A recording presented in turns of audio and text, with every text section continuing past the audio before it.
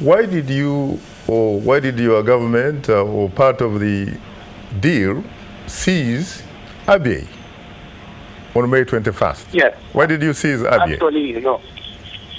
Actually, Abyei it has a special protocol when signing the CPA in the year 2005, and this protocol should be implemented until the referendum of Abyei, whether Abyei people opt for to be a part of the North or a part of the South. Abyei will be still a part of our government, as South was also a part of our government, the government in the North.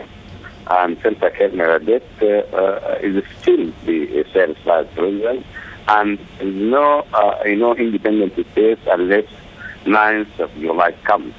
And this result of secession also recognized by our government, as the people of the South opted for secession, and the same case should be implemented for Abyei.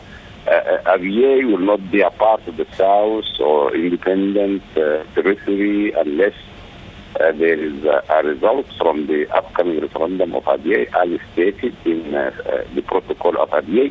And this should be very clear that Abyei up to now should be under the control of the government, and also the armed forces of the government should protect the borders and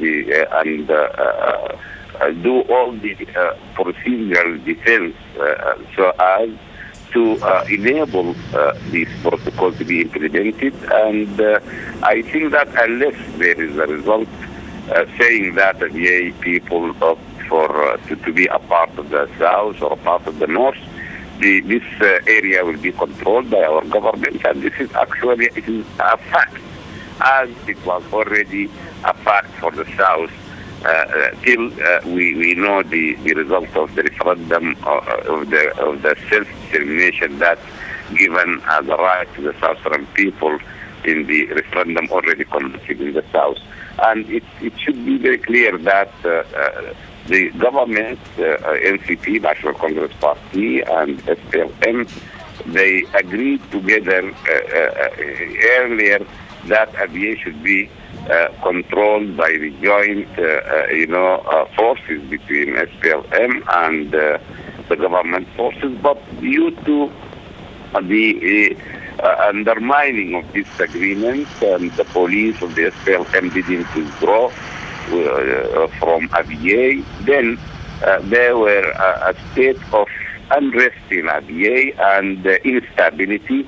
That is why the government forces brought the situation to its normal situation, so as to implement the protocol of Abyei and to go forward for implementation of the CPA and all the outstanding points.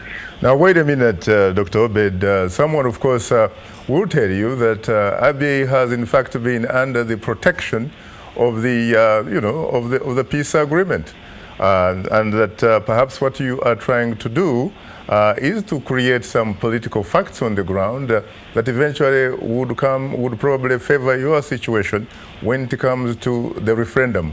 Is it possible that, in fact, that's what you are trying to do? You're trying to bring in more people that are favorable to your point of view, so that come the referendum, you have the mathematics on your side?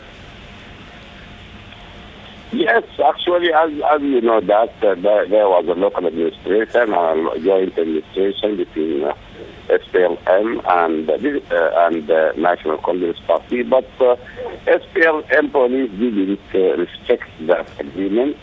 And as I told you, that there is a protocol for Abyei, and this protocol to be implemented, and till the completion of implementation of this protocol, the Abyei should be under the control of the central government. And we will recognize and respect the will of Abyei people whenever they say that they want to join the South. But the SPLM, they didn't understand this. They didn't understand that they don't be an independent country unless there is a CPA. As South now is separated, or would be separated from the north on 9th of July, according to CPA, and not immediately after signature of that deal signed on 1905 on 2005. That is why I think if there is an agreement between the government and SPLM, then the government will respect. But I think that the respect of the agreement should be from the SPLM, because we have the protocol and we have the CPA, and we are fully committed to all the items mentioned in CPA, especially about Abyei and about the referendum of Abyei. And also it is under discussion, the proposals, even if they don't want to conduct the referendum, a lot of proposals now submitted for the resolution of Abyei problem. But actually, SPLM, they don't respect the protocol. How do you respond to the SPLA position that the Messeria specifically perhaps should actually not own a vote because they happen to be part-time residents? They are not permanent residents of Abyei. Yes. Your voice is not clear to me, and I don't understand you. What I was trying to say is that the SPLA position is that the Messeria, in particular, are part-time residents.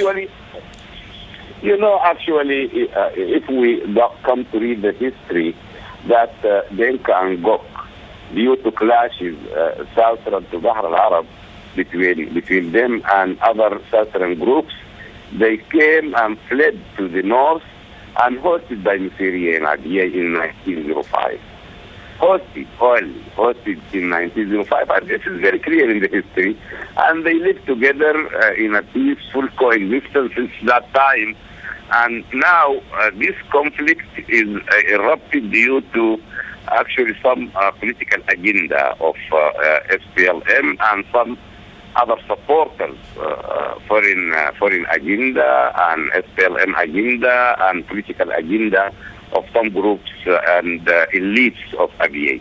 But really, whenever we read the history, we can come to the conclusion that they can go. They came to Abyei in the year 1905 and hosted by Messeria, and really they lived in Messeria in a peaceful coexistence, and they are all through this period, more than 100 years, no conflicts between them, but due to some political ambitions, elites, and some political agenda intervene in the actually issues and affairs of Sudan, now Abyei is becoming a problem. But really, if we leave this area and then sit together, they can come to one accord and a resolution which will suit their history and suit their life that actually they practice since the year 1905 up to now. Thank you very much.